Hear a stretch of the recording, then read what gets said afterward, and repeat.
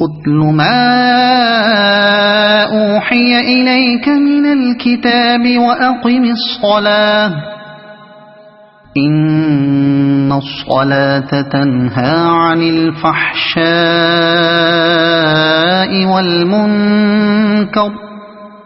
وَلَذِكْرُ اللَّهِ أَكْبَرُ وَاللَّهُ يَعْلَمُ مَا تَصْنَعُونَ۔ اے نبی، تلاوت کرو اس کتاب کی جو تمہاری طرف وحی کے ذریعے سے بھیجی گئی ہے، اور نماز قائم کرو، یقیناً نماز فحش اور برے کاموں سے روکتی ہے، اور اللہ کا ذکر اس سے بھی زیادہ بڑی چیز ہے۔ اللہ جانتا ہے جو کچھ تم لوگ کرتے ہو۔ نماز قائم کرو۔ خطاب بظاہر نبی صلی اللہ علیہ وسلم سے ہے، مگر دراصل مخاطب تمام اہل ایمان ہیں۔ ان پر جو ظلم و ستم اس وقت توڑے جا رہے تھے اور ایمان پر قائم رہنے میں جن شدید حوصلہ شکن مشکلات سے ان کو سابقہ پیش آ رہا تھا، ان کا مقابلہ کرنے کے لیے پچھلے 4 رکوعوں میں صبر و ثبات اور توکل علی اللہ کی مسلسل تلقین کرنے کے بعد اب انہیں عملی تدبیر یہ بتائی جا رہی ہے کہ قرآن کی تلاوت کریں اور نماز قائم کریں، کیونکہ یہی 2 چیزیں ایسی ہیں جو ایک مومن میں وہ مضبوط سیرت اور وہ زبردست صلاحیت پیدا کرتی ہیں جن سے وہ باطل کی بڑی سے بڑی طغیانیوں اور بدی کے سخت طوفانوں کے مقابلے میں نہ صرف کھڑا رہ سکتا ہے بلکہ ان کا منہ پھیر سکتا ہے۔ لیکن تلاوت قرآن اور نماز سے یہ طاقت انسان کو اسی وقت حاصل ہو سکتی ہے جبکہ وہ قرآن کے محض الفاظ کی تلاوت پر اکتفا نہ کرے، بلکہ اس کی تعلیم کو ٹھیک ٹھیک سمجھ کر اپنی روح میں جذب کرتا چلا جائے، اور اس کی نماز صرف حرکات بدن تک محدود نہ رہے بلکہ اس کے قلب کا وظیفہ اور اس کے اخلاق و کردار کی قوت محرکہ بن جائے۔ نماز کے وصف مطلوب کو تو آگے کے فقرے میں قرآن خود بیان کر رہا ہے، رہی تلاوت تو اس کے متعلق یہ جان لینا چاہیے کہ جو تلاوت آدمی کے حلق سے تجاوز کر کے اس کے دل تک نہیں پہنچتی، وہ اسے کفر کی طغیانیوں کے مقابلے کی طاقت تو درکنار، خود ایمان پر قائم رہنے کی طاقت بھی نہیں بخش سکتی۔ جیسا کہ حدیث میں ایک گروہ کے متعلق آیا ہے کہ وہ قرآن پڑھیں گے مگر قرآن ان کے حلق سے نیچے نہیں اترے گا، وہ دین سے اس طرح نکل جائیں گے جیسے تیر کمان سے نکل جاتا ہے۔ بخاری، مسلم، موطا۔ در حقیقت جس تلاوت کے بعد آدمی کے ذہن و فکر اور اخلاق و کردار میں کوئی تبدیلی نہ ہو بلکہ قرآن پڑھ کر بھی آدمی وہ سب کچھ کرتا رہے جن سے قرآن منع کرتا ہے، وہ ایک مومن کی تلاوت ہے ہی نہیں۔ اس کے متعلق تو نبی صلی اللہ علیہ وسلم صاف فرماتے ہیں کہ قرآن پر ایمان نہیں لایا وہ شخص جس نے اس کی حرام کی ہوئی چیزوں کو حلال کر لیا۔ ترمذی بروایت صہیب رومی رضی اللہ عنہ۔ ایسی تلاوت آدمی کے نفس کی اصلاح کرنے اور اس کی روح کو تقویت دینے کے بجائے اس کو اپنے خدا کے مقابلے میں اور زیادہ ڈھیٹ اور اپنے ضمیر کے آگے اور زیادہ بے حیا بنا دیتی ہے، اور اس کے اندر کریکٹر نام کی کوئی چیز باقی نہیں رہنے دیتی،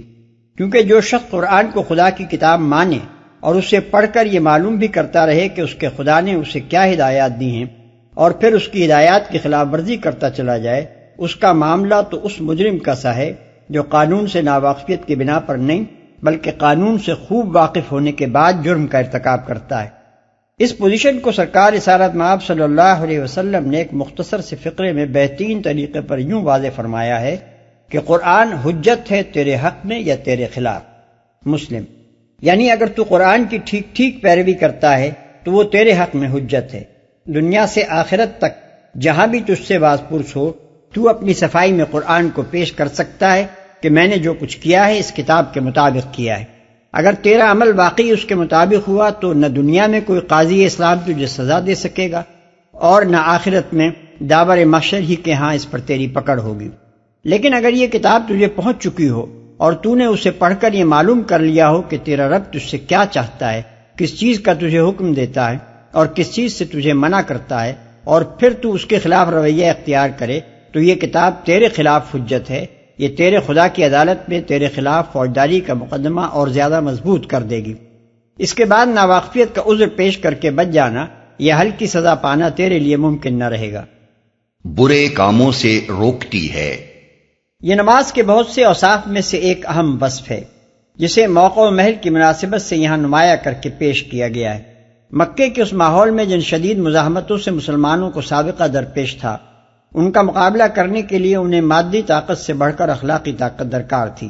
اس اخلاقی طاقت کی پیدائش اور اس کے نشو و نما کے لیے پہلے 2 تدبیروں کی نشاندہی کی گئی۔ ایک تلاوت قرآن، دوسرے اقامت صلاۃ۔ اس کے بعد اب یہ بتایا جا رہا ہے کہ اقامت صلاۃ وہ ذریعہ ہے جس سے تم لوگ ان برائیوں سے پاک ہو سکتے ہو جن میں اسلام قبول کرنے سے پہلے تم خود مبتلا تھے اور جن میں تمہارے گرد و پیش اہل عرب کی اور عرب سے باہر کی جاہلی سوسائٹی اس وقت مبتلا ہے۔ غور کیا جائے تو یہ بات بآسانی سمجھ میں آ سکتی ہے کہ اس موقع پر نماز کے اس خاص فائدے کا ذکر کیوں کیا گیا ہے۔ ظاہر ہے کہ اخلاقی برائیوں سے پاک ہونا اپنے اندر صرف اتنا ہی فائدہ نہیں رکھتا کہ یہ بجائے خود ان لوگوں کے لیے دنیا و آخرت میں نافع ہے جنہیں یہ پاکیزگی حاصل ہو، بلکہ اس کا لازمی فائدہ یہ بھی ہے کہ اس سے ان کو ان سب لوگوں پر زبردست برتری حاصل ہو جاتی ہے جو طرح طرح کی اخلاقی برائیوں میں مبتلا ہوں، اور جاہلیت کے اس ناپاک نظام کو جو ان برائیوں کی پرورش کرتا ہے برقرار رکھنے کے لیے ان پاکیزہ انسانوں کے مقابلے میں ایڑی چوٹی کا زور لگا رہے ہوں۔ فحشا اور منکر کا اطلاق جن برائیوں پر ہوتا ہے انہیں انسان کی فطرت برا جانتی ہے، اور ہمیشہ سے ہر قوم اور ہر معاشرے کے لوگ خواہ وہ عملاً کیسے ہی بگڑے ہوئے ہوں اصولاً ان کو برا ہی سمجھتے رہیں۔ نزول قرآن کے وقت عرب کا معاشرہ بھی اس عام کلیت سے مستثنیٰ نہ تھا۔ اس معاشرے کے لوگ بھی اخلاق کی معروف خوبیوں اور برائیوں سے واقف تھے، بدی کے مقابلے میں نیکی کی قدر پہچانتے تھے، اور شاید ہی ان کے اندر کوئی ایسا شخص ہو جو برائی کو بھلائی سمجھتا ہو یا بھلائی کو بری نگاہ سے دیکھتا ہو۔ اس حالت میں اس بگڑے ہوئے معاشرے کے اندر کسی ایسی تحریک کا اٹھنا جس سے وابستہ ہوتے ہی خود اس معاشرے کے افراد اخلاقی طور پر بدل جائیں اور اپنی سیرت و کردار میں اپنے ہم اثروں سے نمایاں طور پر بلند ہو جائیں، لامحالہ اپنا اثر کیے بغیر نہ رہ سکتا تھا۔ ممکن نہ تھا کہ عرب کے عام لوگ برائیوں کو مٹانے والی اور نیک اور پاکیزہ انسان بنانے والی اس تحریک کا اخلاقی وزن محسوس نہ کرتے، اور اس کے مقابلے میں محض جاہلی تعصبات کے کھوکھلے نعروں کے بنا پر ان لوگوں کا ساتھ دیے چلے جاتے جو خود اخلاقی برائیوں میں مبتلا تھے اور جاہلیت کے اس نظام کو قائم رکھنے کے لیے لڑ رہے تھے جو ان برائیوں کو صدیوں سے پرورش کر رہا تھا۔ یہی وجہ ہے کہ قرآن نے اس موقع پر مسلمانوں کو مادی وسائل اور طاقتیں فراہم کرنے کے بجائے نماز قائم کرنے کی تلقین کی، تاکہ یہ مٹھی بھر انسان اخلاق کی وہ طاقت اپنے اندر پیدا کر لیں جو لوگوں کے دل جیت لے اور تیر و تفنگ کے بغیر دشمنوں کو شکست دے دے۔ نماز کی یہ خوبی جو اس آیت میں بیان کی گئی ہے اس کے دو پہلو ہیں۔ ایک اس کا وصف لازم ہے، یعنی یہ کہ وہ فحشا اور منکر سے روکتی ہے، اور دوسرا اس کا وصف مطلوب ہے، یعنی یہ کہ اس کا پڑھنے والا واقعی فحشا اور منکر سے رک جائے۔ جہاں تک روکنے کا تعلق ہے، نماز لازماً یہ کام کرتی ہے۔ جو شخص بھی نماز کی نوعیت پر ذرا سا غور کرے گا وہ تسلیم کرے گا کہ انسان کو برائیوں سے روکنے کے لیے جتنے بریک بھی لگانے ممکن ہیں ان میں سب سے زیادہ کارگر بریک نماز ہی ہو سکتی ہے۔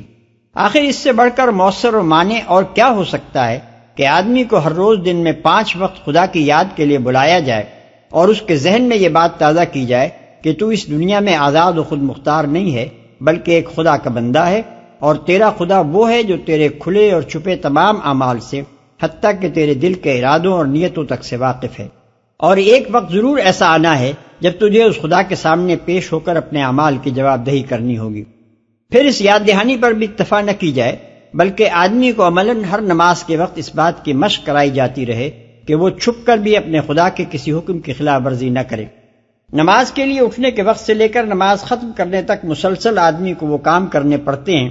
جن میں اس کے اور خدا کے سوا کوئی تیسری ہستی یہ جاننے والی نہیں ہوتی کہ اس شخص نے خدا کے قانون کی پابندی کی ہے یا اسے توڑ دیا ہے۔ مثلاً اگر آدمی کا وضو ساقط ہو چکا ہو اور وہ نماز پڑھنے کھڑا ہو جائے تو اس کے اور خدا کے سوا آخر کسے معلوم ہو سکتا ہے کہ وہ وضو سے نہیں ہے؟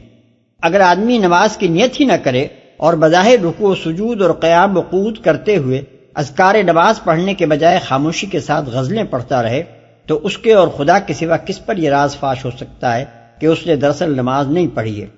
اس کے باوجود جب آدمی جسم اور لباس کی طہارت سے لے کر نماز کے ارکان اور اذکار تک قانون خداوندی کی تمام شرائط کے مطابق ہر روز 5 وقت نماز ادا کرتا ہے تو اس کے معنی یہ ہیں کہ اس نماز کے ذریعے سے روزانہ کئی بار اس کے ضمیر میں زندگی پیدا کی جا رہی ہے، اس میں ذمہ داری کا احساس بیدار کیا جا رہا ہے، اسے فرشناس انسان بنایا جا رہا ہے، اور اس کو عملاً اس بات کی مشق کرائی جا رہی ہے کہ وہ خود اپنے جذبہ اطاعت کے زیر اثر خفیہ اور علانیہ ہر حال میں اس قانون کی پابندی کرے جس پر وہ ایمان لایا، خواہ خارج میں اس سے پابندی کرانے والی کوئی طاقت موجود ہو یا نہ ہو، اور خواہ دنیا کے لوگوں کو اس کے عمل کا حال معلوم ہو یا نہ ہو۔ اس لحاظ سے دیکھا جائے تو یہ ماننے کے سوا چارہ نہیں ہے کہ نماز صرف یہی نہیں کہ آدمی کو فحشاء و منکر سے روکتی ہے، بلکہ در حقیقت دنیا میں کوئی دوسرا طریق تربیت ایسا نہیں ہے جو انسان کو برائیوں سے روکنے کے معاملے میں اس درجہ مؤثر ہو۔ اب رہا یہ سوال کہ آدمی نماز کی پابندی اختیار کرنے کے بعد عملاً بھی برائیوں سے رکتا ہے یا نہیں، تو اس کا انحصار خود اس آدمی پر ہے جو اصلاح نفس کی یہ تربیت لے رہا ہو۔ وہ اس سے فائدہ اٹھانے کی نیت رکھتا ہو اور اس کی کوشش کرے تو نماز کے اصلاحی اثرات اس پر مترتب ہوں گے، ورنہ ظاہر ہے کہ دنیا کی کوئی تدبیر اصلاح بھی اس شخص پر کارگر نہیں ہو سکتی جو اس کا اثر قبول کرنے کے لیے تیار ہی نہ ہو یا جان بوجھ کر اس کی تاثیر کو دفع کرتا رہے۔ اس کی مثال ایسی ہے جیسے غذا کی لازمی خاصیت بدن کا تغذیہ اور نشو و نما ہے، لیکن یہ فائدہ اسی صورت میں حاصل ہو سکتا ہے جبکہ آدمی اسے جزو بدن بننے دے۔ اگر کوئی شخص ہر کھانے کے بعد فوراً ہی قے کر کے ساری غذا باہر نکالتا چلا جائے تو اس طرح کا کھانا اس کے لیے کچھ بھی نافع نہیں ہو سکتا۔ جس طرح ایسے شخص کی نظیر سامنے لا کر آپ یہ نہیں کہہ سکتے کہ غذا موجب تغذیہ بدن نہیں ہے کیونکہ فلاں شخص کھانا کھانے کے باوجود سوکھتا چلا جا رہا ہے، اسی طرح بدعمل نمازی کی مثال پیش کر کے آپ یہ نہیں کہہ سکتے کہ نماز برائیوں سے روکنے والی نہیں ہے کیونکہ فلاں شخص نماز پڑھنے کے باوجود بدعمل ہے۔ ایسے نمازی کے متعلق تو یہ کہنا زیادہ صحیح ہے کہ وہ در حقیقت نماز نہیں پڑھتا، جیسے کھانا کھا کر قے کر دینے والے کے متعلق یہ کہنا زیادہ صحیح ہے کہ وہ در حقیقت کھانا نہیں کھاتا۔ ٹھیک یہی بات ہے جو متعدد احادیث میں نبی صلی اللہ علیہ وسلم اور بعض اکابر صحابہ و تابعین سے مروی ہوئی ہے۔ عمران بن حسین کی روایت ہے کہ حضور صلی اللہ علیہ وسلم نے فرمایا، جسے اس کی نماز نے فحش اور برے کاموں سے نہ روکا اس کی نماز نہیں ہے۔ ابن ابی حاتم۔ ابن عباس رضی اللہ عنہ حضور صلی اللہ علیہ وسلم کا یہ ارشاد نقل کرتے ہیں کہ جس کی نماز نے اسے فحش اور برے کاموں سے نہ روکا اس کو اس کی نماز نے اللہ سے اور زیادہ دور کر دیا۔ ابن ابی حاتم طبرانی۔ یہی مضمون جناب حسن بصری رضی اللہ عنہ نے بھی حضور صلی اللہ علیہ وسلم سے مرسلاً روایت کیا ہے۔ ابن جریر بہقی۔ ابن مسعود رضی اللہ عنہ سے حضور صلی اللہ علیہ وسلم کا یہ ارشاد مروی ہے کہ اس شخص کی کوئی نماز نہیں ہے جس نے نماز کی اطاعت نہ کی، اور نماز کی اطاعت یہ ہے کہ آدمی فحشاء و منکر سے رک جائے۔ ابن جریر ابن ابی حاتم۔ اسی مضمون کے متعدد اقوال حضرات عبداللہ ابن مسعود، عبداللہ ابن عباس، حسن بصری، قتادہ اور اعمش وغیرہ ہم سے منقول ہیں۔ امام جعفر صادق رحمۃ اللہ علیہ فرماتے ہیں، جو شخص یہ معلوم کرنا چاہے کہ اس کی نماز قبول ہوئی ہے یا نہیں، اسے دیکھنا چاہیے کہ اس کی نماز نے اسے فحشاء اور منکر سے کہاں تک باز رکھا۔ اگر نماز کے روکنے سے وہ برائیاں کرنے سے رک گیا ہے تو اس کی نماز قبول ہوئی ہے۔ روح المعانی۔ اس سے بھی زیادہ بڑی چیز ہے۔ اس کے کئی معنی ہو سکتے ہیں۔ ایک یہ کہ اللہ کا ذکر یعنی نماز اس سے بزرگ تر ہے، اس کی تاثیر صرف سلبی ہی نہیں ہے کہ برائیوں سے روکے، بلکہ اس سے بڑھ کر وہ نیکیوں پر ابھارنے والی اور سبقت الی الخیرات پر آمادہ کرنے والی چیز بھی ہے۔ دوسرا مطلب یہ ہے کہ اللہ کی یاد بجائے خود بہت بڑی چیز ہے، خیر الاعمال ہے، انسان کا کوئی عمل اس سے افضل نہیں ہے۔ تیسرا مطلب یہ ہے کہ اللہ کا تمہیں یاد کرنا تمہارے اس کو یاد کرنے سے زیادہ بڑی چیز ہے۔ قرآن میں اللہ تعالیٰ کا ارشاد ہے کہ فَاذْكُرُونِي أَذْكُرْكُمْ، البقرہ آیت 152، یعنی تم مجھے یاد کرو میں تمہیں یاد کروں گا۔ پس جب بندہ نماز میں اللہ کو یاد کرے گا تو لا محالہ اللہ بھی اس کو یاد کرے گا، اور یہ فضیلت کہ اللہ کسی بندے کو یاد کرے اس سے بزرگ تر ہے کہ بندہ اللہ کو یاد کرے۔ ان تین مطالب کے علاوہ ایک اور لطیف مطلب یہ بھی ہے جسے حضرت ابو درداء رضی اللہ عنہ کی اہلیہ محترمہ نے بیان کیا ہے کہ اللہ تعالیٰ کی یاد نماز تک محدود نہیں ہے بلکہ اس کا دائرہ اس سے بہت زیادہ وسیع ہے۔ جب آدمی روزہ رکھتا ہے یا زکوٰۃ دیتا ہے یا کوئی نیک کام کرتا ہے تو لامحالہ اللہ کو یاد ہی کرتا ہے، تبھی تو اس سے وہ عمل نیک صادر ہوتا ہے۔ اسی طرح جب آدمی کسی برائی کے مواقع سامنے آنے پر اس سے پرہیز کرتا ہے تو یہ بھی اللہ کی یاد ہی کا نتیجہ ہوتا ہے۔ اس لیے یاد الہی ایک مومن کی پوری زندگی پر حاوی ہوتی ہے۔ وَلَا تُجَادِلُوا أَهْلَ الْكِتَابِ إِلَّا بِالَّتِي هِيَ أَحْسَنُ إِلَّا الَّذِينَ ظَلَمُوا مِنْهُمْ وَقُولُوا آمَنَّا بِالَّذِي أُنزِلَ إِلَيْنَا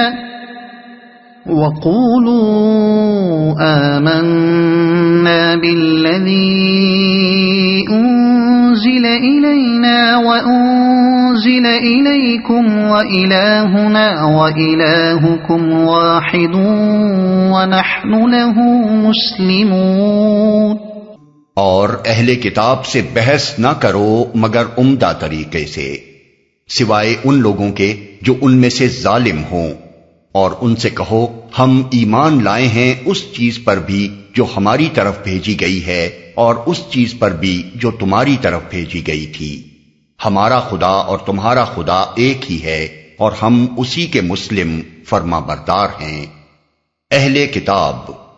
واضح رہے کہ آگے چل کر اسی سورہ میں ہجرت کی تلقین کی جا رہی ہے۔ اس وقت حبش ہی ایک ایسا مامن تھا جہاں مسلمان ہجرت کر کے جا سکتے تھے، اور حبش پر اس زمانے میں عیسائیوں کا غلبہ تھا۔ اس لیے ان آیات میں مسلمانوں کو ہدایات دی جا رہی ہیں کہ اہل کتاب سے جب سابقہ پیش آئے تو ان سے دین کے معاملے میں بحث و کلام کا کیا انداز اختیار کریں۔ عمدہ طریقے سے، یعنی مباحثہ معقول دلائل کے ساتھ، مہذب و شائستہ زبان میں، اور افہام و تفہیم کے اسپرٹ میں ہونا چاہیے، تاکہ جس شخص سے بحث کی جا رہی ہو اس کے خیالات کی اصلاح ہو سکے۔ مبلغ کو فکر اس بات کی ہونی چاہیے کہ وہ مخاطب کے دل کا دروازہ کھول کر حق بات اس میں اتار دے اور اسے راہ راست پر لائے۔ اس کو ایک پہلوان کی طرح نہیں لڑنا چاہیے جس کا مقصد اپنے مد مقابل کو نیچا دکھانا ہوتا ہے، بلکہ اس کو ایک حکیم کی طرح چارہ گری کرنی چاہیے جو مریض کا علاج کرتے ہوئے ہر وقت یہ بات ملحوظ رکھتا ہے کہ اس کی اپنی کسی غلطی سے مریض کا مرض اور زیادہ بڑھ نہ جائے، اور اس امر کی پوری کوشش کرتا ہے کہ کم سے کم تکلیف کے ساتھ مریض شفایاب ہو جائے۔ یہ ہدایت اس مقام پر تو موقع کی مناسبت سے اہل کتاب کے ساتھ مباحثہ کرنے کے معاملے میں دی گئی ہے، مگر یہ اہل کتاب کے لیے مخصوص نہیں ہے، بلکہ تبلیغ دین کے باب میں ایک عام ہدایت ہے جو قرآن مجید میں جگہ جگہ دی گئی ہے۔ مثلا ادعو الی سبیل ربک بالحکمۃ والموعظۃ الحسنۃ وجادلہم باللتی ہی احسن، سورہ نحل آیت 125، یعنی دعوت دو اپنے رب کے راستے کی طرف حکمت اور عمدہ پند و نصیحت کے ساتھ، اور لوگوں سے مباحثہ کرو ایسے طریقے پر جو بہترین ہو۔ ولا تستوی الحسنۃ ولا السیئۃ ادفع باللتی ہی احسن فاذا الذی بینک وبینہ عداوۃ کأنہ ولی حمیم، سورہ حامیم السجدہ آیت 34، یعنی بھلائی اور برائی یکساں نہیں ہیں، مخالفین کے حملوں کی مدافعت ایسے طریقے سے کرو جو بہترین ہو، تم دیکھو گے کہ وہی شخص جس کے اور تمہارے درمیان عداوت تھی وہ ایسا ہو گیا جیسے گرمجوش دوست ہے۔ ادفع باللتی ہی احسن السیئۃ نحن اعلم بما یصفون، المؤمنون آیت 96، یعنی تم بدی کو اچھے ہی طریقے سے دفع کرو، ہمیں معلوم ہے جو باتیں وہ تمہارے خلاف بناتے ہیں۔ خذ العفو وأمر بالعرف وأعرض عن الجاہلین وإما ينزغنك من الشیطان نزغ فاستعذ باللہ، الاعراف آیت 199 اور 200، یعنی درگزر کی روش اختیار کرو، بھلائی کی تلقین کرو اور جاہلوں کے منہ نہ لگو، اور اگر ترکی بترکی جواب دینے کے لیے شیطان تمہیں اکسائے تو اللہ کی پناہ مانگو۔ جو ان میں سے ظالم ہوں، یعنی جو لوگ ظلم کا رویہ اختیار کریں ان کے ساتھ ان کے ظلم کی نوعیت کے لحاظ سے مختلف رویہ بھی اختیار کیا جا سکتا ہے۔ مطلب یہ ہے کہ ہر وقت ہر حال میں اور ہر طرح کے لوگوں کے مقابلے میں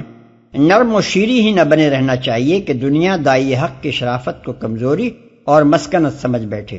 اسلام اپنے پیرووں کو شائستگی، شرافت اور معقولیت تو ضرور سکھاتا ہے، مگر عاجزی و مسکینی نہیں سکھاتا کہ وہ ہر ظالم کے لیے نرم چارہ بن کر رہیں۔ ہم اسی کے مسلم فرما بردار ہیں۔ ان فقروں میں اللہ تعالیٰ نے خود اس عمدہ طریق بحث کی طرف رہنمائی فرمائی ہے جسے تبلیغ حق کی خدمت انجام دینے والوں کو اختیار کرنا چاہیے۔ اس میں یہ سکھایا گیا ہے کہ جس شخص سے تمہیں بحث کرنی ہو اس کی گمراہی کو بحث کا نقطۂ آغاز نہ بناؤ، بلکہ اس بات سے شروع کرو کہ حق و صداقت کے وہ کون سے اجزاء ہیں جو تمہارے اور اس کے درمیان مشترک ہیں، یعنی آغاز کلام نکات اختلاف سے نہیں بلکہ نکات اتفاق سے ہونا چاہیے۔ پھر انہی متفق علیہ امور سے استدلال کر کے مخاطب کو یہ سمجھانے کی کوشش کرنی چاہیے کہ جن امور میں تمہارے اور اس کے درمیان اختلاف ہے ان میں تمہارا مسلک متفق علیہ بنیادوں سے مطابقت رکھتا ہے اور اس کا مسلک ان سے متضاد ہے۔ اس سلسلے میں یہ سمجھ لینا چاہیے کہ اہل کتاب مشرکین عرب کی طرح وحی و رسالت اور توحید کے منکر نہ تھے، بلکہ مسلمانوں کی طرح ان سب حقیقتوں کو مانتے تھے۔ ان بنیادی امور میں اتفاق کے بعد اگر کوئی بڑی چیز بنیاد اختلاف ہو سکتی تھی تو وہ یہ کہ مسلمان ان کے ہاں آئی ہوئی آسمانی کتابوں کو نہ مانتے اور اپنے ہاں آئی ہوئی کتاب پر ایمان لانے کی انہیں دعوت دیتے اور اس کے نہ ماننے پر انہیں کافر قرار دیتے۔ یہ جھگڑے کی بڑی مضبوط وجہ ہوتی، لیکن مسلمانوں کا موقف اس سے مختلف تھا۔ وہ تمام ان کتابوں کو برحق تسلیم کرتے تھے جو اہل کتاب کے پاس موجود تھی، اور پھر اس وحی پر ایمان لائے تھے جو محمد صلی اللہ علیہ وسلم پر نازل ہوئی تھی۔ اس کے بعد یہ بتانا اہل کتاب کا کام تھا کہ کس معقول وجہ سے وہ خدا ہی کی نازل کردہ ایک کتاب کو مانتے اور دوسری کتاب کا انکار کرتے ہیں۔ اسی لیے اللہ تعالیٰ نے یہاں مسلمانوں کو تلقین فرمائی ہے کہ اہل کتاب سے جب سابقہ پیش آئے تو سب سے پہلے مثبت طور پر اپنا یہی موقف ان کے سامنے پیش کرو۔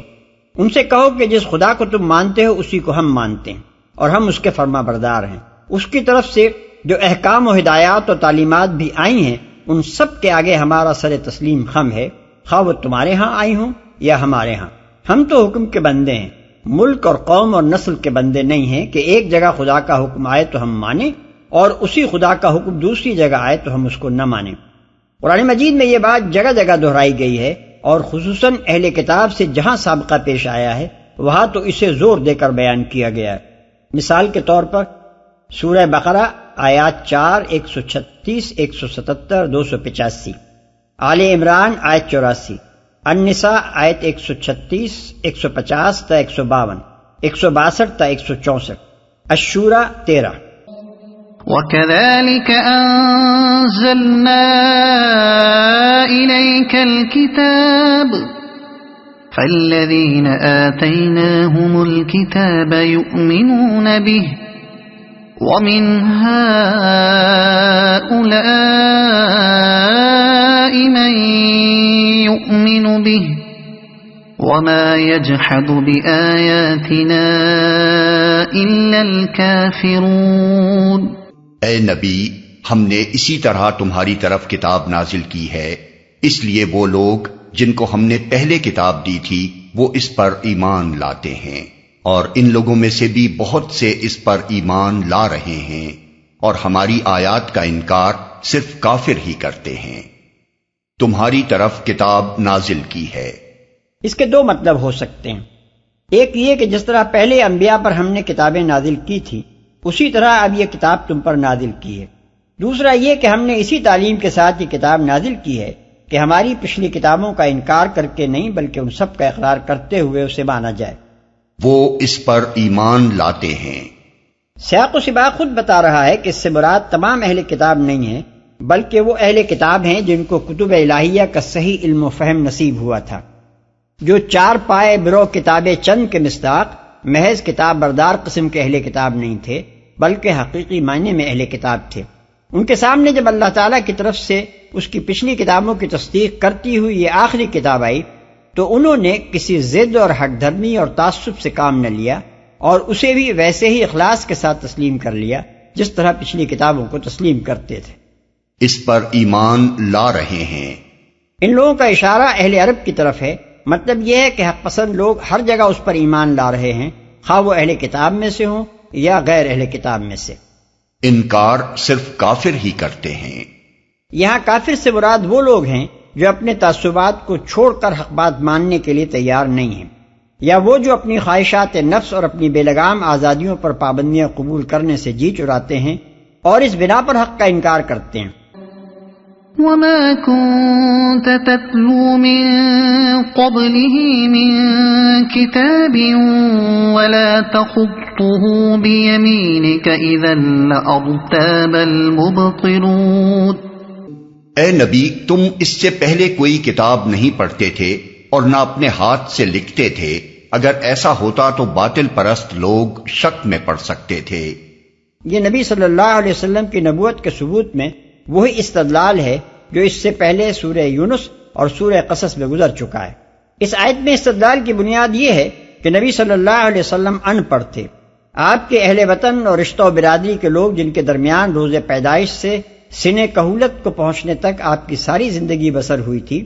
اس بات سے خوب واقف تھے کہ آپ نے عمر بھر نہ کبھی کوئی کتاب پڑھی نہ کبھی قلم ہاتھ میں لیا۔ اس امر واقعہ کو پیش کر کے اللہ تعالیٰ فرماتا ہے کہ یہ اس بات کا کھلا ہوا ثبوت ہے کہ کتب آسمانی کی تعلیمات انبیاء سابقین کے حالات، مذاہب و ادیان کے عقائد، قدیم قوموں کی تاریخ اور تمدن و اخلاق و معیشت کے اہم مسائل پر جس وسیع اور گہرے علم کا اظہار اس امی کی زبان سے ہو رہا ہے، یہ اس کو وحی کے سوا کسی دوسرے ذریعے سے حاصل نہیں ہو سکتا تھا۔ اگر اس کو نوشت و خوان کا علم ہوتا اور لوگوں نے کبھی اسے کتابیں پڑھتے اور مطالعہ و تحقیق کرتے دیکھا ہوتا تو باطل پرستوں کے لیے یہ شک کرنے کی کچھ بنیاد ہو بھی سکتی تھی کہ یہ علم وحی سے نہیں بلکہ اخذ و اکتساب سے حاصل کیا گیا ہے، لیکن اس کی امیت نے تو ایسے کسی شک کے لیے برائے نام بھی کوئی بنیاد باقی نہیں چھوڑی ہے۔ اب خالص ہٹ درمی کے سوا اس کی نبوت کا انکار کرنے کی اور کوئی وجہ نہیں ہے جسے کسی درجے میں بھی معقول کہا جا سکتا ہو۔ بل هو آیات بینات فی صدور الذین اوتوا العلم وما يجحد بآیاتنا الا الظالمون۔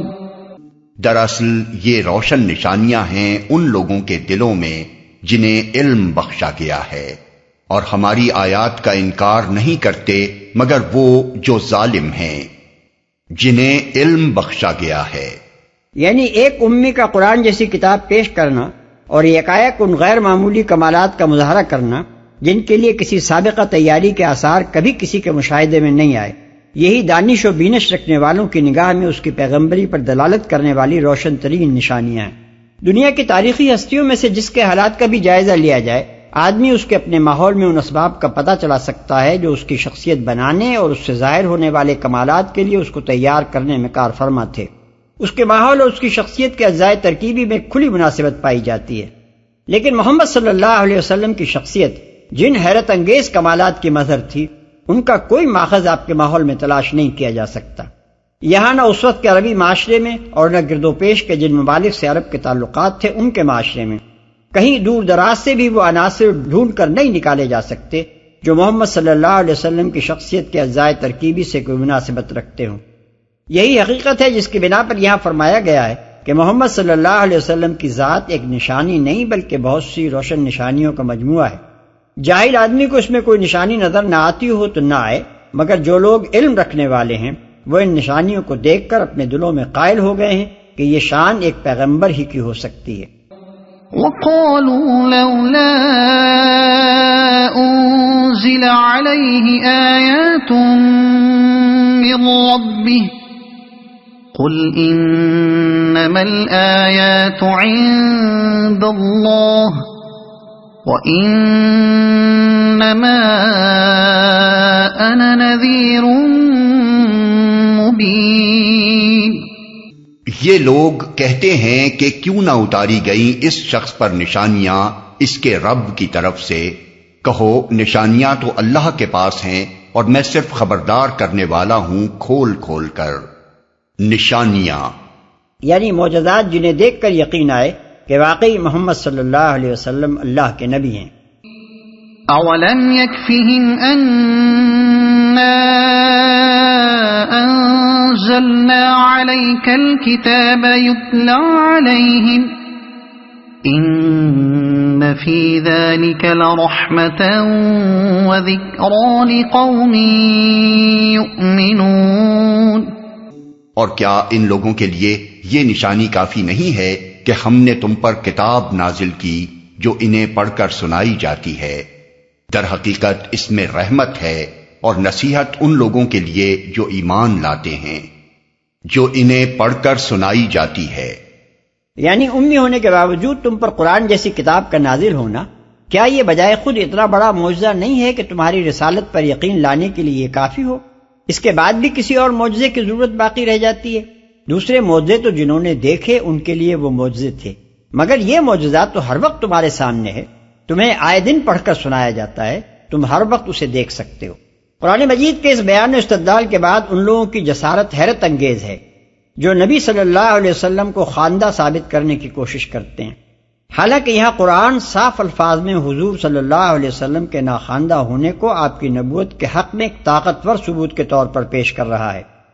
جن روایات کا سہارا لے کر یہ دعویٰ کیا جاتا ہے کہ حضور صلی اللہ علیہ وسلم لکھے پڑھے تھے یا بعد میں آپ صلی اللہ علیہ وسلم نے لکھنا پڑھنا سیکھ لیا تھا، وہ اول تو پہلی ہی نظر میں رد کر دینے کے لائق ہیں، کیونکہ قرآن کے خلاف کوئی روایت بھی قابل قبول نہیں ہو سکتی۔ پھر وہ بجائے خود بھی اتنی کمزور ہیں کہ ان پر کسی استدلال کی بنیاد قائم نہیں ہو سکتی۔ ان میں سے ایک بخاری کی یہ روایت ہے کہ صلح حدیبیہ کا معاہدہ جب لکھا جا رہا تھا تو کفار مکہ کے نمائندے نے رسول اللہ صلی اللہ علیہ وسلم کے نام کے ساتھ رسول اللہ لکھے جانے پر اعتراض کیا۔ اس پر حضور نے کاتب یعنی حضرت علی رضی اللہ عنہ کو حکم دیا کہ اچھا رسول اللہ کا لفظ کاٹ کر محمد بن عبداللہ لکھ دو۔ حضرت علی رضی اللہ عنہ نے لفظ رسول اللہ کاٹنے سے انکار کر دیا۔ اس پر حضور صلی اللہ علیہ وسلم نے ان کے ہاتھ سے قلم لے کر وہ الفاظ خود کاٹ دیے اور محمد بن عبداللہ لکھ دیا۔ لیکن یہ روایت برا بن عازب سے بخاری میں 4 جگہ اور مسلم میں 2 جگہ وارد ہوئی ہے، اور ہر جگہ الفاظ مختلف ہیں۔ 1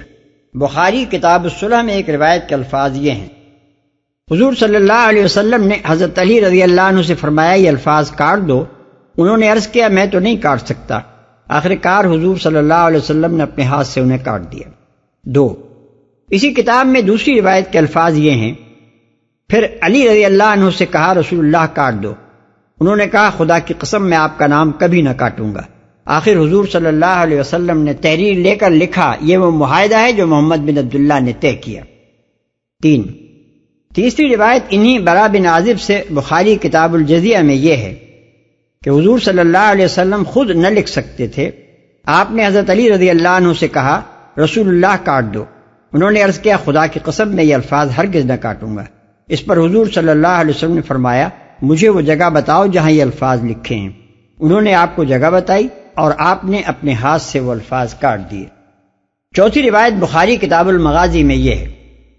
پس حضور صلی اللہ علیہ وسلم نے وہ تحریر لے لی، درحالے کہ آپ لکھنا نہ جانتے تھے، اور آپ نے لکھا یہ وہ معاہدہ ہے جو محمد بن عبداللہ نے طے کیا۔ 5 انہی برا بن عازب سے مسلم کتاب الجہاد میں ایک روایت یہ ہے کہ حضرت علی رضی اللہ عنہ کے انکار کرنے پر حضور صلی اللہ علیہ وسلم نے اپنے ہاتھ سے رسول اللہ کے الفاظ مٹا دیے۔ 6 دوسری روایت اسی کتاب میں ان سے یہ منقول ہے کہ حضور صلی اللہ علیہ وسلم نے حضرت علی رضی اللہ عنہ سے فرمایا مجھے بتاؤ رسول اللہ کا لفظ کہاں لکھا ہے۔ حضرت علی رضی اللہ عنہ نے آپ کو جگہ بتائی اور آپ نے اسے مٹا کر ابن عبداللہ لکھ دیا۔ روایات کا یہ اضطراب صاف بتا رہا ہے کہ بیچ کے راویوں نے حضرت برا ابن عازب رضی اللہ عنہ کے الفاظ جو کہ تو نقل نہیں کیے، اس لیے ان میں سے کسی ایک کی نقل پر بھی ایسا مکمل اعتماد نہیں کیا جا سکتا کہ یقینی طور پر یہ کہا جا سکے کہ حضور صلی اللہ علیہ وسلم نے محمد بن عبداللہ کے الفاظ اپنے دست مبارک ہی سے لکھے تھے۔ ہو سکتا ہے کہ صحیح صورت واقعہ یہ ہو کہ جب حضرت علی رضی اللہ عنہ نے رسول اللہ کا لفظ مٹانے سے انکار کر دیا تو آپ نے اس کی جگہ ان سے پوچھ کر یہ لفظ اپنے ہاتھ سے مٹا دیا ہو، اور پھر ان سے یا کسی دوسرے کاتب سے ابن عبداللہ کے الفاظ لکھوا دیے ہوں۔ دوسری روایت سے معلوم ہوتا ہے کہ اس موقع پر صلح نامہ 2 کاتب لکھ رہے تھے، ایک حضرت علی رضی اللہ عنہ اور دوسرے محمد بن مسلمہ۔ فتح الباری جلد 5 صفحہ 217۔ اس لیے یہ امر بعید نہیں ہے کہ جو کام ایک کاتب نے نہ کیا تھا وہ دوسرے کاتب سے لے لیا گیا۔ تاہم اگر واقعہ یہی ہو کہ حضور صلی اللہ علیہ وسلم نے اپنا نام اپنے ہی دست مبارک سے لکھا ہو تو ایسی مثالیں دنیا میں بکثرت پائی جاتی ہیں کہ ان پڑھ لوگ صرف اپنا نام لکھنا سیکھ لیتے ہیں، باقی کوئی چیز نہ پڑھ سکتے ہیں نہ لکھ سکتے ہیں۔ دوسری روایت جس کی بنا پر نبی صلی اللہ علیہ وسلم کے خواندہ ہونے کا دعویٰ کیا گیا ہے مجاہد سے ابن ابی شیبہ اور عمر بن شبہ نے نقل کی ہے۔ اس کے الفاظ یہ ہیں کہ رسول اللہ صلی اللہ علیہ وسلم اپنی وفات سے پہلے لکھنا پڑھنا سیکھ چکے تھے، لیکن اول تو یہ سندن بہت ضعیف روایت ہے، جیسا کہ حافظ ابن کثیر فرماتے ہیں فضعیف لا اصل لہ۔ دوسرے اس کی کمزوری یوں بھی واضح ہے کہ اگر حضور صلی اللہ علیہ وسلم نے فی الواقع بعد میں لکھنا پڑھنا سیکھا ہوتا تو یہ بات مشہور ہو جاتی، بہت سے صحابہ اس کو روایت کرتے اور یہ بھی معلوم ہو جاتا کہ حضور صلی اللہ علیہ وسلم نے کس شخص یا کن اشخاص سے یہ تعلیم حاصل کی تھی۔ لیکن سوائے ایک عون بن عبداللہ کے جن سے مجاہد نے بھی یہ بات سنی اور کوئی شخص اسے روایت نہیں کرتا، اور یہ عون بھی صحابی نہیں بلکہ تابعی ہیں جنہوں نے قطعاً یہ نہیں بتایا کہ انہیں کس صحابی یا کن صحابیوں سے اس واقعے کا علم حاصل ہوا۔ ظاہر ہے کہ ایسی کمزور روایتوں کی بنیاد پر کوئی ایسی بات قابل تسلیم نہیں ہو سکتی جو مشہور و معروف واقعات کی تردید کرتی ہو۔ جو ایمان لاتے ہیں، یعنی بلا شبہ اس کتاب کا نزول اللہ تعالیٰ کی بہت بڑی مہربانی ہے، اور یہ بندوں کے لیے بڑی پند و نصیحت پر مشتمل ہے، مگر اس کا فائدہ صرف وہی لوگ اٹھا سکتے ہیں جو اس پر ایمان لائیں۔